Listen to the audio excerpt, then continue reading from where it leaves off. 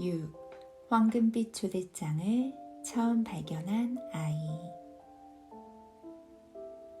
바로 그 다음날 첫 번째 황금빛 초대장이 발견되었다. 그 주인공은 아우구스투스 굴롭이라는 9살 남자아이였다.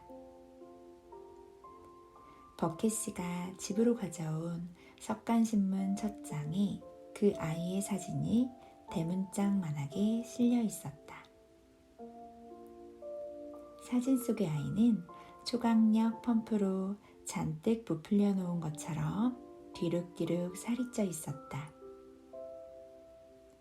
온몸에 거대하고 흐물흐물한 지방덩어리가 툭 붉어져 있었고, 얼굴은 밀가루 반죽으로 빚은 커다란 공에 조그만 건포도 두 알을 박아 놓은 듯 했다. 아이의 눈빛에는 욕심이 덕지덕지 뭉쳐 있었다. 신문에는 이렇게 쓰여 있었다. 아우구스투스 굴룸네 마을은 이 영웅 때문에 온통 흥분에 휩싸였다. 집집마다 유리창에 국기를 내걸었고, 이 아이가 다니는 학교는 하루 동안 임시 휴교에 들어갔으며 유명해진 이 아이를 위해 가도행진을 준비 중이다. 아우구스투스의 어머니는 신문 기자들에게 이렇게 말했다. 전 우리 아이가 황금빛 초대장을 발견할 줄 알았어요. 하루에 사 먹는 초콜릿이 얼만데요. 발견하지 못하는 게 도리어 이상하지요. 짐작하시겠지만 우리 애는 먹는 게 취미거든요. 먹는 것밖엔 관심이 없어요. 하지만 틈만 나면 말썽이나 피우고 돌아다니거나 귀가 따갑게 장난감 총이나 쏴대는 아이들보다는 낫지 않아요? 제가 늘 입버릇처럼 하는 말이지만 자기 몸에서 필요로 하지 않으면 그렇게 먹어댈 리가 없잖아요. 어쨌든 비타민이 많이 들어있으니까요. 하여간 그 멋진 공장에 들어갈 수 있다니 얼마나 근사한 일이에요.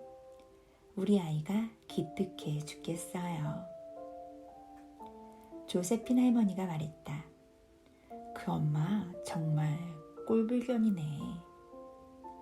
조지아나 할머니도 맞장구 쳤다. 그 엄마의 그 아들이군. 조지 할아버지가 혼잣말처럼 중얼거렸다. 이제 4장 남았구나. 다음엔 누가 찾게 될까 궁금한데. 이제 사람들은, 그러니까 온 세상 사람들은 얼마 남지 않은 소중한 초대장을 찾으려고 혈안이 돼 미친 듯이 초콜릿 사재기에 열을 올렸다. 나이 먹은 여자들이 가게로 몰려가 윙카 초콜릿 바를 한 번에 10개씩 사서는 그 자리에서 포장지를 찍고 황금빛 종이를 찾는 모습이 목격되기도 했다. 어떤 아이들은 망치로 돼지 저금통을 깨트려 동전을 잔뜩 쥐고 가게로 달려가기도 했다. 어떤 도시에서는 유명한 깡패가 은행을 털어 1000파운드를 훔쳤는데 그날로 윙카 초콜릿을 사는데 몽땅 써버렸다. 경찰이 강도를 체포하려고 집에 쳐들어가 보니 그 강도는 산더미처럼 쌓인 초콜릿 사이에 앉아 기다란 칼로 정신없이 초콜릿 포장지를 벗기고 있었다. 저 멀리 러시아에 사는 샬럿 루스라는 여인은 자기가 2번째 초대장을 발견했다고 주장했지만 정교하게 만든 가짜임이 드러났다. 영국의 저명한 과학자인 파울 바디 교수는 초콜릿 포장지를 뜯어보지 않고도 그 속에 황금빛 초대장이 들어있는지 아닌지 즉석에서 가려주는 기계를 발명했다. 금 성분이 조금이라도 감지되면 팔 부분을 뻗어 엄청난 힘으로 금이 섞인 물체를 잡아채는 기계인데, 당시에는 그 기계가 이 보물찾기를 완벽하게 해줄 것처럼 보였다. 하지만 불행하게도 교수가 백화점에서 사람들에게 기계를 공개하는 동안 기계의 팔이 휙 튀어나가더니 가까이 서 있던 공작 부인의 금리를 빼버린 일이 발생했다. 정말 끔찍한 장면이었다. 현장에 있던 사람들은 그 자리에서 기계를 부숴버렸다. 그러다 찰리의 생일 바로 전날, 두 번째 황금빛 초대장이 발견되었다는 소식이 신문에 실렸다. 행운의 주인공은 멀리 떨어진 대도시에 사는 버루카 솔트라는 부잣집 딸이었다. 지난번처럼 석간신문에는 버루카의 사진이 크게 찍혀 나왔다. 버루카는 거실에서 활짝 웃는 부모님 사이에 앉아 황금빛 초대장을 머리 위로 흔들며 입이 찢어져라 웃고 있었다. 버루카의 아버지 솔트 씨는 초대장을 발견한 경위를 신문 기자들에게 자세히 설명했다. 그러니까 우리 딸이 무슨 일이 있어도 황금빛 초대장을 꼭 가져야겠다고 한 겁니다. 그래서 전 그 길로 시내에 나가 눈에 보이는 대로 윙카 초콜릿을 사기 시작했죠. 아마 수천 개는 될 겁니다. 아니, 수십만 개일지도 모르겠네요. 여하간 있는 대로 사서는 몽땅 트럭에 싣고 곧장 우리 공장으로 날랐습니다. 들어서 아시겠지만 전 땅콩 사업을 하고 있습니다. 우리 공장에는 땅콩을 볶고 소금 치기 전에 땅콩 껍질을 까는 100여 명의 여자 직원들이 있지요. 온종일 앉아서 땅콩 껍질을 까는 겁니다. 제가 그날 그랬지요. 자, 여러분, 땅콩 껍질은 그만 까고 지금부터는 초콜릿 포장지를 까주세요 하고 말입니다. 직원들은 그렇게 했죠. 아침부터 밤까지 최대한 빨리 그리고 열심히 초콜릿 포장지를 벗겼어요. 하지만 사흘이 그냥 지나가더군요. 행운이 따라주지 않았어요. 얼마나 괴로웠던지. 시간이 지날수록 딸의 실망도 커갔죠.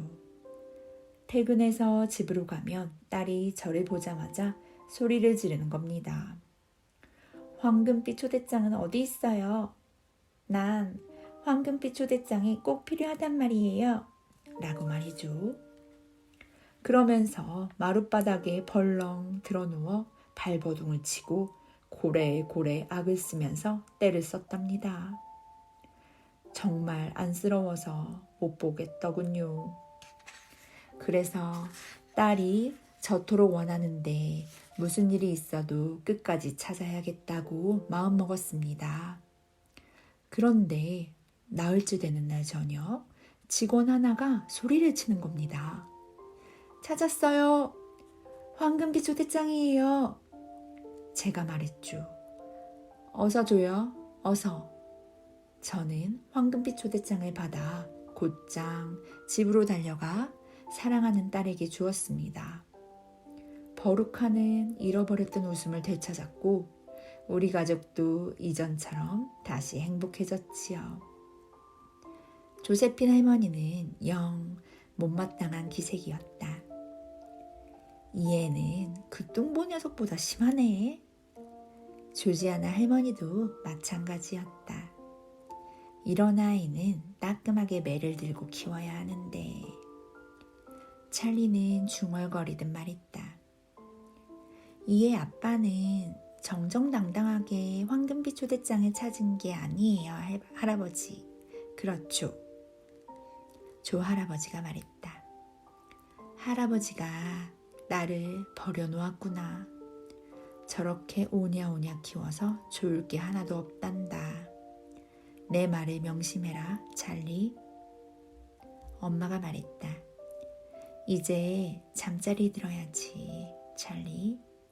내일이 내 생일이잖니. 잊지 않았지? 내일 아침엔 선물을 풀어야 하니 일찍 일어나야겠구나. 찰리는 기뻐서 소리쳤다. 윙카 초콜릿바, 윙카 초콜릿바 맞죠? 그래, 찰리, 당연하지. 만약 제가 3번째 황금빛 초대장을 발견하면 정말 대단할 거예요. 조 할아버지가 말했다. 선물을 받거든 우리 방으로 가져와라. 함께 보자꾸나. 7. 찰리의 생일. 다음 날 아침 찰리가 할아버지네 방으로 들어서자 노인들은 큰 소리로 찰리를 반겼다. 생일 축하한다. 찰리는 초조한 마음에 웃음기만 살짝 비치며 침대 가장자리에 걸터 앉았다. 찰리는 생일 선물, 하나뿐인 생일 선물을 양손에 조심스럽게 들고 있었다. 포장지에는 이렇게 쓰여 있었다. 놀라운 입안의 기쁨, 윙카 퍼지멜로 딜라이트 초콜릿. 베개에 기대 침대 한쪽에 둘씩 앉아있던 네 노인도 조바심 어린 눈빛으로 찰리가 들고 있는 초콜릿을 뚫어져라 쳐다보았다. 찰리의 엄마 아빠도 침대 끝에 서서 찰리를 쳐다보았다. 방 안엔 침묵이 흘렀다. 모두 찰리가 선물을 뜯기만을 기다렸다. 찰리는 초콜릿을 내려다보았다. 손가락으로 천천히 초콜릿을 만지작거리다가 부드럽게 톡톡 두들겨 보았다. 조용한 방 안에 바스락거리는 은박 포장지 소리가 어렴풋하지만 날카롭게 울려 퍼졌다. 엄마가 차분한 어조로 입을 열었다. 찰리, 포장지 안에서 내가 바라는 걸 발견하지 못한다 해도 너무 실망하지 마라. 사실 그런 엄청난 행운을 기대하기는 어렵잖니. 아빠도 동의했다. 엄마 말씀이 옳다. 찰리는 아무런 대꾸도 하지 않았다. 조세핀 할머니도 한마디 했다. 하긴 전 세계를 통틀어 3장밖에 더 남았니. 조지아나 할머니는 찰리를 위로하려 애썼다. 어쨌든 맛있는 초콜릿을 받은 건 틀림없잖니. 그걸 잊지 말렴. 조지 할아버지도 맞장구 쳤다. 그래, 놀라운 입안의 기쁨, 윙카 퍼지멜로 딜라이트 초콜릿이잖니. 제일 맛있는 거야. 너도 분명 좋아할 거다. 찰리는 기어들어가는 목소리로 대답했다. 네, 저도 알아요. 조 할아버지가 말했다. 황금빛 초대장 같은 건 잊어버리고 초콜릿을 마음껏 즐기렴. 그게 좋겠지? 요술이 아니고서야 이 단 하나의 조그만 초콜릿 포장지 속에 그런 행운의 초대장이 들어있을 거라고 기대하는 일이 얼마나 허무맹랑한 바람인지 모두 잘 알고 있었다. 그래서 가족들도 될 수 있는 한 어린 찰리가 너무 실망하지 않도록 돕고 싶어 했다. 하지만 어른들도 한 가지는 알고 있었다. 그건 아무리 가능성이 작다 할지라도 그 행운이 바로 이 초콜릿 안에 있을 수 있다는 점이었다. 분명 이 초콜릿에도 기회는 있었다. 찰리가 가진 초콜릿에도 다른 초콜릿처럼 황금빛 초대장이 들어있을 가능성이 있었다. 그래서인지 4명의 할아버지와 할머니, 그리고 찰리의 엄마, 아빠 모두 겉으로는 침착한 표정을 짓고 있지만 속으로는 찰리만큼이나 무척 긴장해 있었다. 조 할아버지가 입을 열었다. 자, 빨리 뜯어보는 게 좋겠다. 안 그랬다가는 학교에 늦겠어. 조지 할아버지도 같은 의견이었다. 그래, 후딱 뜯어보자. 조지아나 할머니도 재촉했다. 얘야, 어서 벗겨보렴. 조바심이 나서 죽겠구나.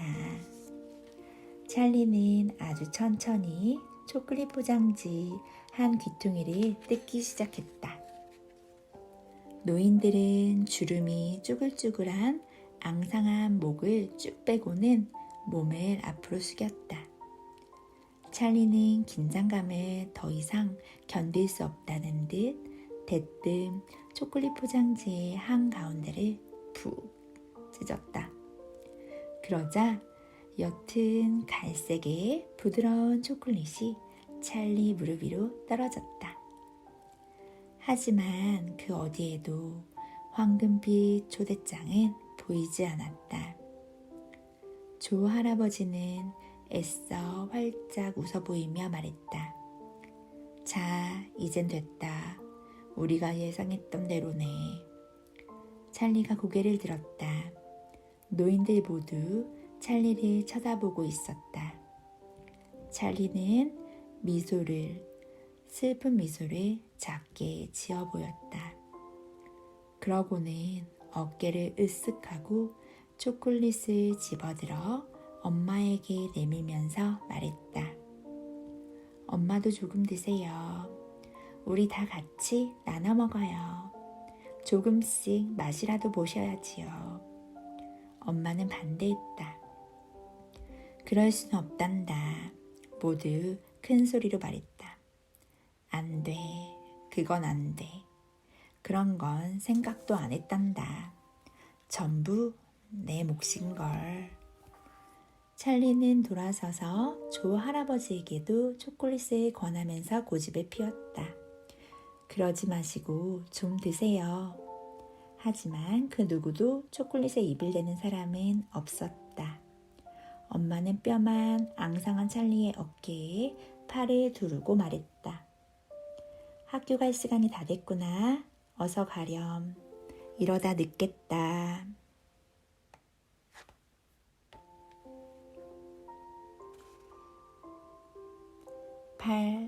황금빛 초대장 또 발견되다. 바로 그날 버켓씨가 가져온 석관신문에 세 번째뿐 아니라 네 번째 황금빛 초대장까지 발견되었다는 기사가 실려 있었다. 신문에는 큰 글씨로 이렇게 쓰여 있었다. 오늘 2장의 초대장 발견. 남은 초대장은 단 1장. 저녁 식사 후 온 식구가 할아버지네 방에 모이자 조 할아버지가 말했다. 좋아, 이번엔 누군지 들어보자꾸나. 눈이 나빴지만 안경을 사서 낄 형편이 아니었던 찰리 아빠는 신문을 거의 코에 붙이고 읽어내려가기 시작했다. 세 번째 초대장은 바이올렛 뷰리가드라는 여자아이가 발견했다. 기자들이 행운을 거머쥔 여자아이를 인터뷰하려고 몰려갔을 때 바이올렛네 집은 이미 흥분한 사람들이 수없이 모여 있었다. 찰칵찰칵 카메라 소리와 번쩍이는 카메라 플래시에 정신이 없었고 사람들은 이 유명한 아이에게 조금이라도 가까이 다가가려고 몸싸움을 벌였다. 바이올렛은 거실 의자에 올라서서 황금빛 초대장을 든 손을 높이 치켜들고는 마치 택시라도 불러 세울 듯이 마구 흔들어댔다. 그리고 사람들에게 큰 소리로 속사포처럼 말을 쏟아내고 있었다. 하지만 요란하게 껌을 씹고 있어서 무슨 말을 하는지 알아듣기가 힘들었다. 다음은 바이올렛의 말을 직접 인용한 것이다. 사실 전 항상 껌을 씹어요. 그러다 윙커씨의 황금빛 초대장 이야기를 듣고는 껌을 포기하고 행운을 바라며 초콜릿을 먹기 시작했죠.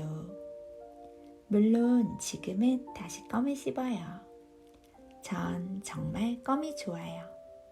껌 없이는 못 살 정도로요. 밥 먹을 때 빼고는 온종일 껌을 씹지요. 밥 먹을 때는 뱉어서 귀 뒤에다가 붙여 안전하게 보관해요. 솔직히 말해 잠시라도 껌을 씹지 못하면 불안해지거든요. 엄마는 껌을 짝짝 씹는 건 숙녀답지 못하대요. 턱이 아래 위로 끊임없이 요란하게 움직이는 모습이 보기 흉하다나요? 하지만 저는 그렇게 생각하지 않아요. 게다가 엄마가 절 비난할 자격이 있을까요? 온종일 끊임없이 잔소리를 해대는 엄마의 턱도 제 턱만큼이나 아래 위로 요란하게 움직이는걸요. 몰려든 사람들에게 짓눌리지 않으려고 방 한 구석 피아노 위에 서 있던 뷰리가드 부인이 버럭 소리를 질렀다. 바이올렛! 바이올렛은 엄마의 말에 가로막고는 기자들을 향해 계속 말했다. 엄마, 가만히 좀 계세요. 제가 재미있는 이야기 하나 해드릴게요. 저는 이 껌을 3개월째 씹고 있답니다. 이건 기록이에요. 저랑 제일 친한 코넬리아 프린츠 메텔이 세운 기록도 깼다고요. 그 앤 지금 화가 머리끝까지 올라 있을 거예요. 제가 가장 아끼는 물건이 바로 이 껌인데요. 밤에는 침대 기둥에 붙여놓고 자요. 그러면 아침까지 말짱하죠. 물론 처음에는 좀 딱딱한데 몇 번만 씹어주면 다시 부드러워진답니다. 세계 신기록에 도전하기 전까지는 하루에 하나씩 껌을 바꿔 씹었어요. 학교에서 집으로 돌아오다가 엘리베이터를 탔을 때요. 왜 엘리베이터냐고요? 다 씹은 끈적한 껌을 엘리베이터 버튼에 붙여놓는 게 재미있거든요. 다음에 타는 사람이 버튼을 누르면 그 사람 손가락 끝에 껌이 붙잖아요. 히히히. 얼마나 소란을 떠는지. 특히 비싼 장갑을 낀 여자들이 제일 우습다니까요. 아, 물론이죠. 윙카스의 공장을 둘러보게 돼서 무척 기뻐요. 나중에 제가 평생 씹을 껌을 준다는 걸 알고 있거든요. 와, 만세! 조세핀 할머니는 기사를 다 듣더니 말했다.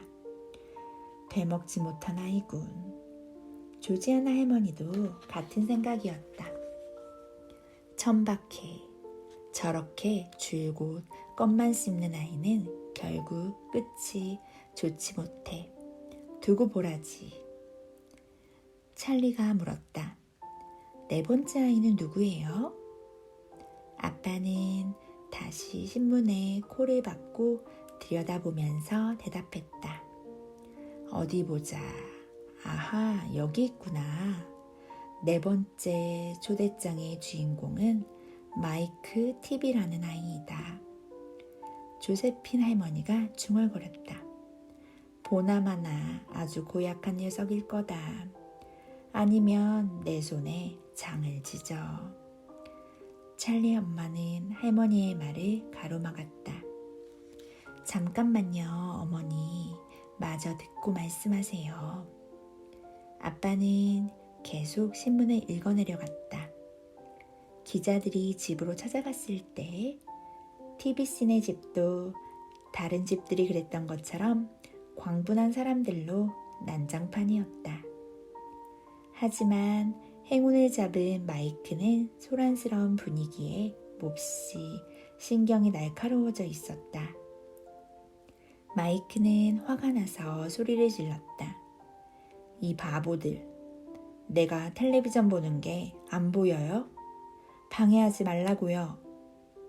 9살 먹은 이 남자아이는 커다란 텔레비전 앞에 앉아 갱단들이 서로에게 기관총을 쏘아대는 영화에 정신이 팔려 있었다. 마이크는 서로 다른 크기의 장난감 총을 18개나 몸에 매달고 있었다. 텔레비전을 보다가도 가끔씩 펄쩍 뛰어올라 이 권총, 저 권총을 번갈아가며 6발씩 쏘아댔다. 누군가가 뭐라고 묻기라도 하면 이렇게 소리를 버럭 질렀다. 조용히 해요. 방해하지 말라고요. 이게 얼마나 재미있는 영화인데요. 정말 대단해요. 전 이 영화를 매일매일 봐요. 총을 쏘지 않는 시시한 장면도 그냥 봐요. 갱 영화가 제일 좋거든요. 정말 멋지잖아요. 특히 총을 빵빵 쏘거나 칼을 휙휙 휘두르거나 하나, 둘, 셋 하고 주먹을 휘두를 때 너무너무 신나요. 전 저렇게 사는 게 소원이에요. 저런 게 진짜 인생이잖아요.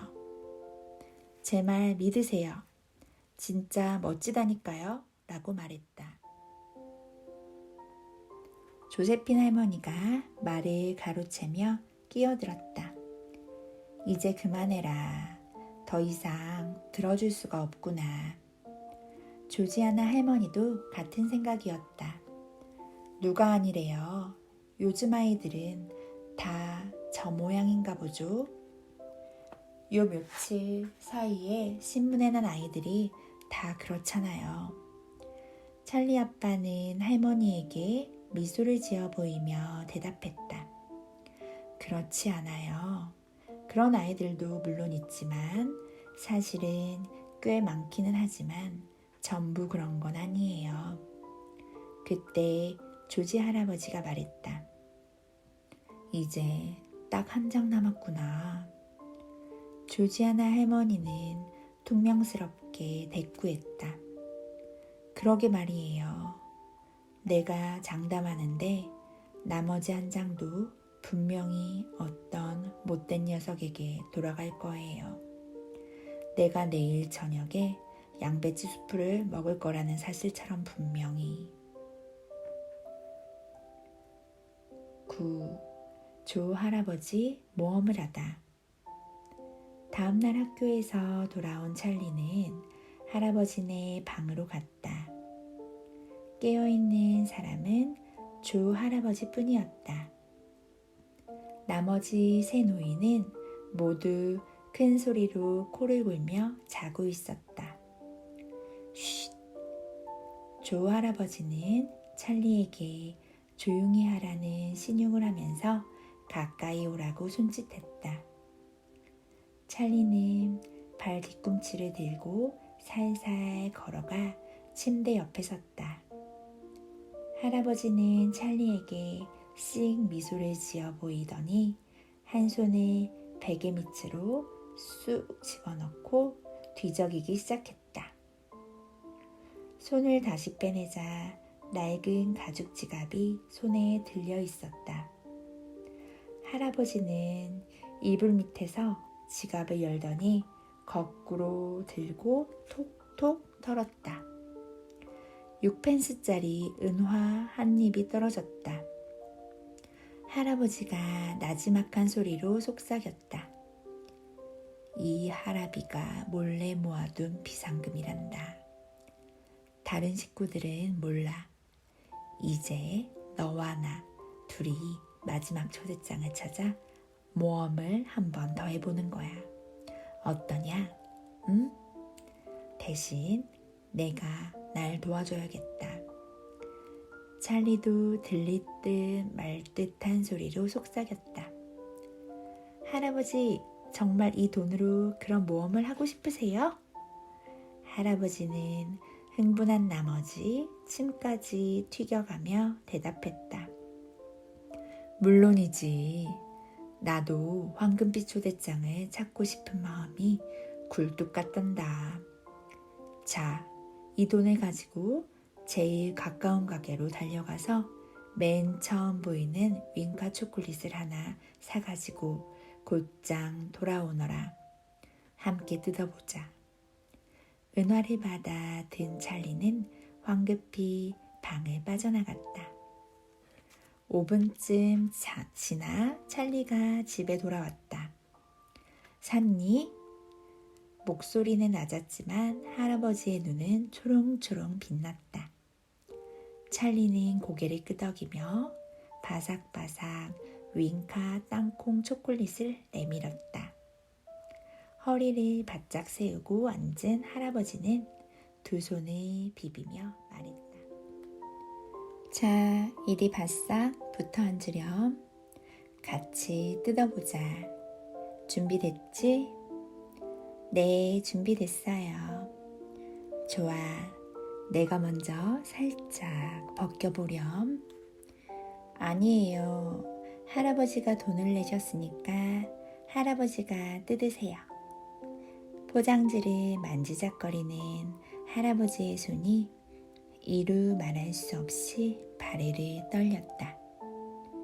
조 할아버지가 작게 희죽거리며 속삭였다. 사실 우리가 그 초대장을 발견할 거라는 희망을 갖는 건 무리란다. 희망이 별로 없다는 건 너도 알지? 네, 알아요. 조 할아버지와 손자 찰리는 키득키득 웃으며 초조한 마음을 달랬다. 그래도 알아두렴. 이 초콜릿이 바로 그 초콜릿일 작은 가능성이 있다는 걸 말이야. 그렇지 않니? 할아버지의 말에 찰리가 말했다. 물론이죠. 이제 벗겨보실래요, 할아버지? 알았다, 알았어, 아가. 어느 쪽부터 뜯어야 할 것 같니? 저쪽요. 할아버지한테서 먼 쪽부터요. 조금만 벗겨보세요. 보일 듯 말 듯하게요. 이렇게? 네, 이제 조금 더 벗겨보세요. 내가 마저 해라. 난 너무 떨려서 못하겠다. 아니에요. 할아버지가 직접 하셔야죠. 알았다, 알았어. 자, 뜯는다. 조 할아버지는 초콜릿 포장지를 푹 뜯었다. 조 할아버지와 찰리는 포장지 안을 들여다보았다. 납작한 초콜릿뿐이었다. 다른 것은 없었다. 문득 이 모든 일이 우스꽝스럽게 느껴졌다. 조 할아버지와 찰리는 깔깔거리며 한바탕 웃어젖혔다. 웃음소리에 깜짝 놀라 잠이 깬 조세핀 할머니가 물었다. 대체 무슨 일이에요? 조 할아버지가 대답했다.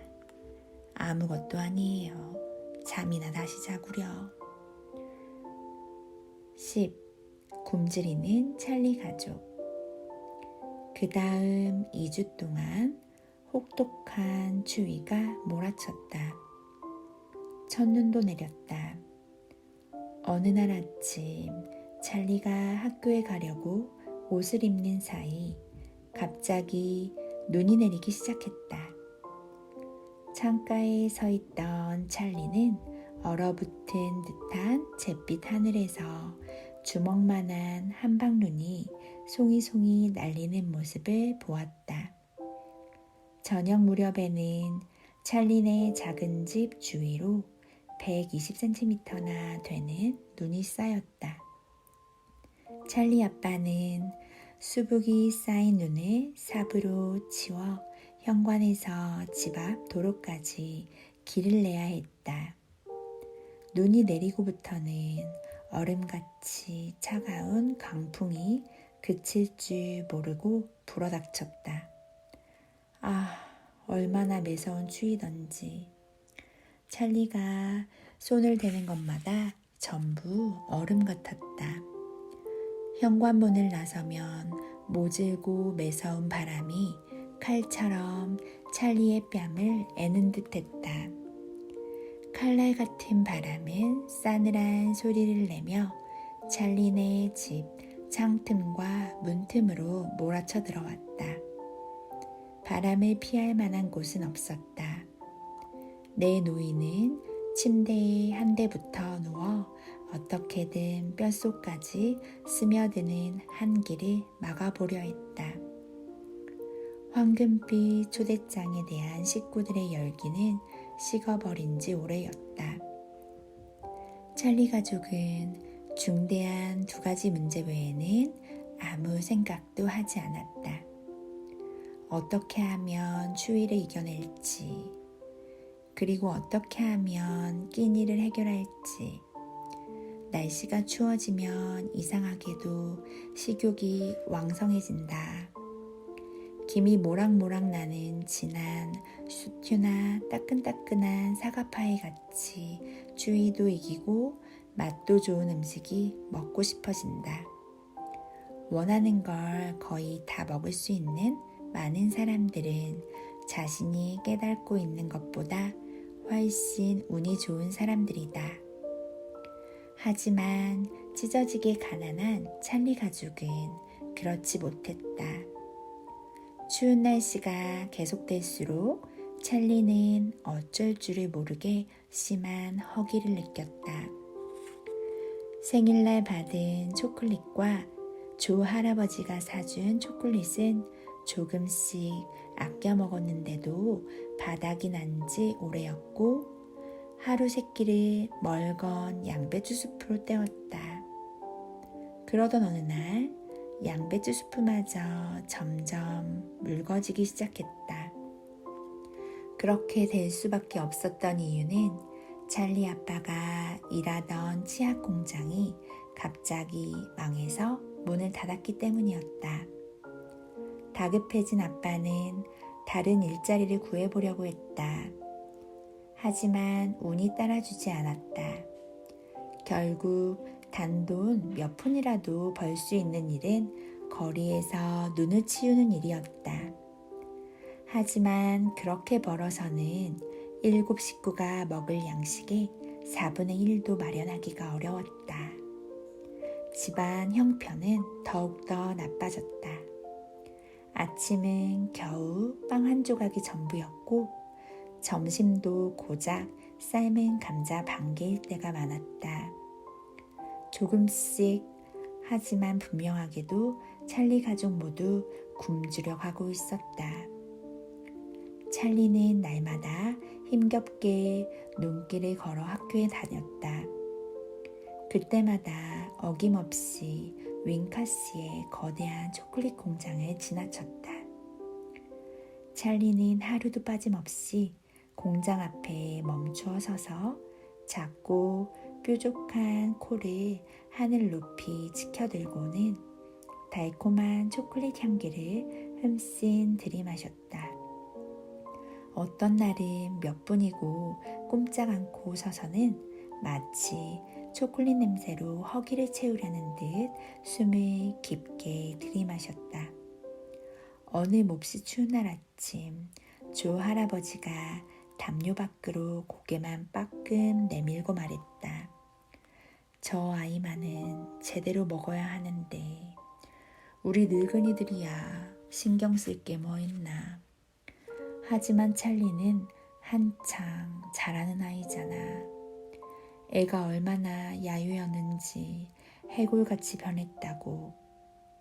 조세핀 할머니도 찰리가 가엾어서 혼잣말처럼 넋두리를 늘어놓았다. 우리가 어떻게 할 수가 있어야지요. 우리 몫은 절대 받지 않으니 말이에요.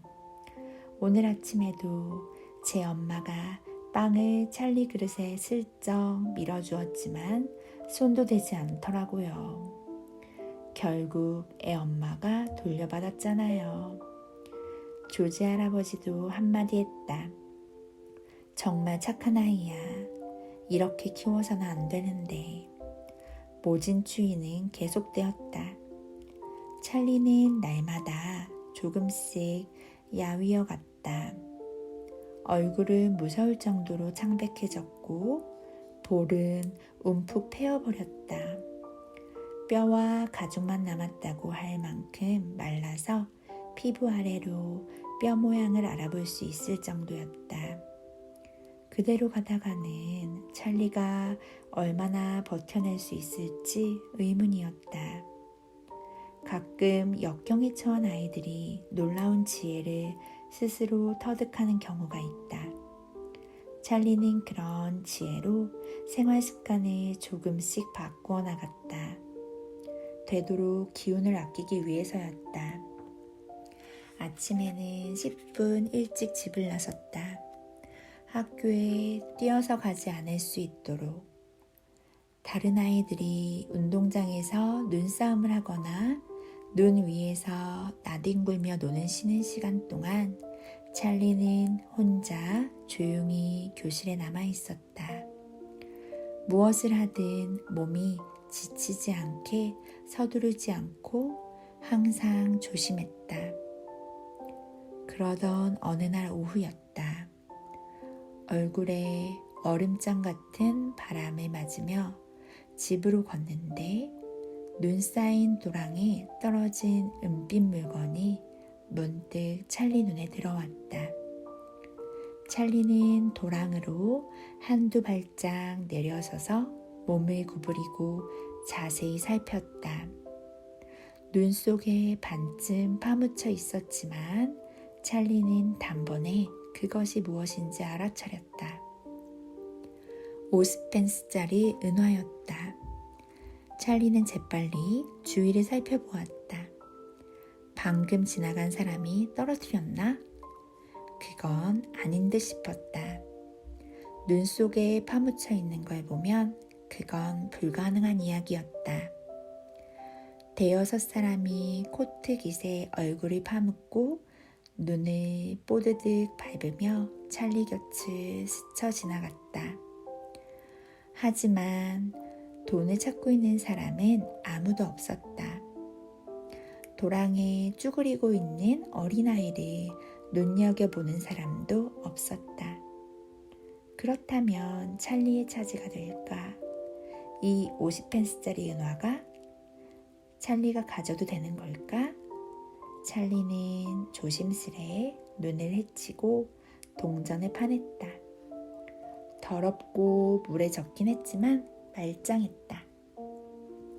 50펜스짜리 은화라니. 찰리는 떨리는 손으로 은화를 꼭 거머쥐고는 뚫어지게 내려다보았다. 그 순간 찰리 머릿속에 스치는 생각은 단 한 가지였다. 그건 먹을 것이었다. 찰리는 반사적으로 몸을 돌려 가장 가까운 가게로 향했다. 10걸음도 되지 않았다. 신문에서부터 문구, 사탕, 담배까지 온갖 종류의 물건을 파는 가게였다. 어떻게 할까? 찰리는 혼자 중얼거렸다. 맛있는 초콜릿을 하나만 사서 남김없이 다 먹어야지. 그리고 거스름돈은 곧장 집으로 가져가 엄마한테 모두 드려야지.